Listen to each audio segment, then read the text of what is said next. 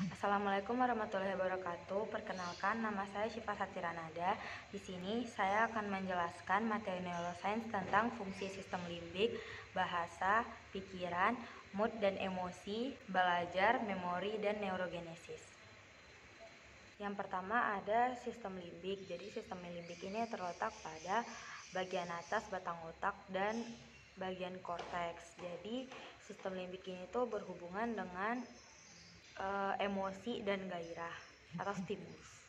Nah, jadi sistem limbik ini tuh juga berfungsi dalam sistem belajar manusia, mengontrol daya ingat manusia, merespon segala kemampuan yang diterima oleh panca indera, mengontrol daya ingat manusia. Jadi sistem limbik ini tuh berfungsi untuk daya ingat jangka panjang. Nah, ini tuh berfungsi dalam pelayanan pendidikan.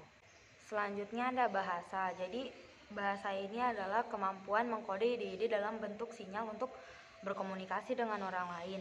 Jadi area di utama korteks ini inilah yang mengatur bahasa dengan menggunakan sistem simbol untuk tujuan berkomunikasi, yaitu kan berbicara, mendengar, menulis, dan membaca.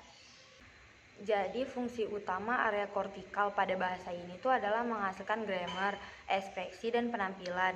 Bahasa ini disupport oleh neural circuitry yang kompleks. Function pada manusia yaitu untuk menghasilkan kode-kode ke dalam makna tertentu, mengekspresikan pemikiran dan emosi kepada diri sendiri juga orang lain ke dalam tulisan dan bahasa.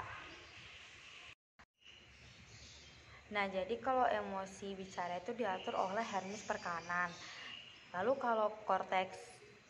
kalau cognitive function itu ada dua regio yang mengasosiasikan korteksnya, yaitu tuh frontal dan temporal pada Hermes per kiri. Selanjutnya ada berpikir. Jadi berpikir ini tuh kemampuan menghasilkan ide-ide dan menyimpulkan ide. Jadi berpikir ini dibagi menjadi dua, yaitu berpikir dengan menggunakan bahasa secara kognitif, menggunakan pengertian bahasa, dan satu lagi dengan tidak menggunakan bahasa, yaitu visual spatial atau menggambarkan dan membuatkan bentuk secara isyarat. Lalu ada mood atau emosi. Jadi emosi manusia ini diolah pada amigdala. Bagian amigdala ini tuh adalah bagian yang kurang mengalami perangsangan dibanding bagian otak lainnya.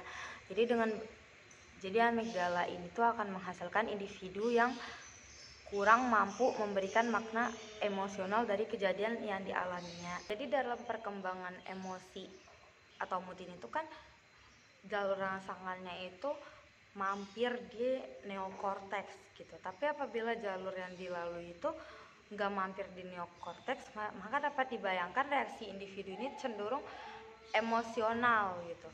Karena yang tersimpan di amigdala itu bahkan menjadi tak terkendali emosionalnya, jadi menjadi kasar.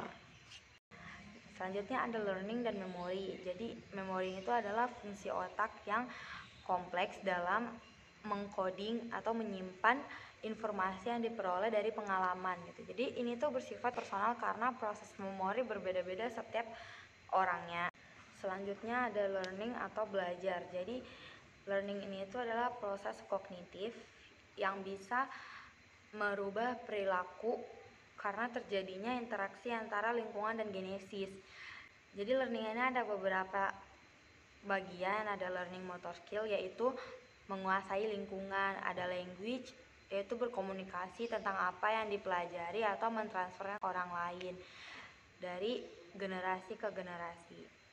Nah, kalau memori ini tuh juga ada jenis-jenisnya. Yang pertama tuh jenis jangka pendek. Jadi kalau jenis jangka pendek itu kapasitas penyimpanannya sedikit dan mudah hilang. Itu terletak pada area prefrontalis. Lalu tuh ada memori jangka panjang. Jadi memori jangka panjang itu tuh kapasitas penyimpanannya besar dan pertahanannya cukup lama. Memori jangka pendek tuh berubah menjadi memori jangka panjang melalui konsolidasi.